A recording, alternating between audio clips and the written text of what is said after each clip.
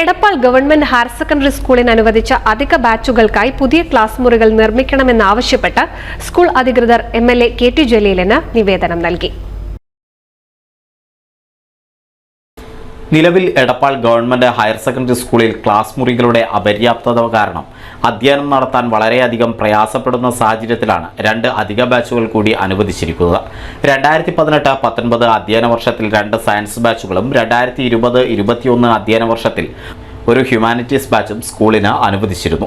സ്കൂളിന്റെ കെട്ടിടം കൂടി പ്രയോജനപ്പെടുത്തിയാണ് നിലവിൽ ഹയർ സെക്കൻഡറി ക്ലാസുകൾ പ്രവർത്തിക്കുന്നത്. ഹൈസ്കൂൾ ക്ലാസുകൾ ഹയർ സെക്കൻഡറി ക്ലാസുകൾക്ക് അനുയോജ്യമല്ല. 40 കുട്ടികളാണ് ഹൈസ്കൂൾ വിഭാഗത്തിൽ ഒരു ക്ലാസ്സിലുള്ളത്. എന്നാൽ ഹയർ സെക്കൻഡറിയിൽ 60 കുട്ടികൾ വരെ ഒരു ക്ലാസ് മുറിയിൽ ഉൾക്കൊള്ളണം.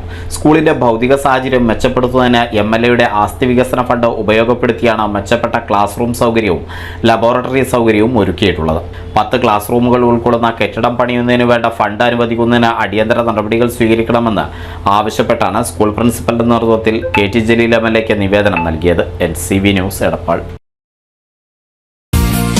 നൂതൻ ഫാൻസി ഓർണമെന്റ്സും cosmetic collection, new born baby ഐറ്റംസിന്റെ എക്സ്ക്ലൂസീവ് കൗണ്ടറുകളുമായി കൽപ്പക വെഡ്ഡിംഗ്സ് സജ്ജമായിരിക്കുന്നു. ഏവർക്കും സ്വാഗതം. Kalpaka weddings, Pattambi road, Kunnamkulam.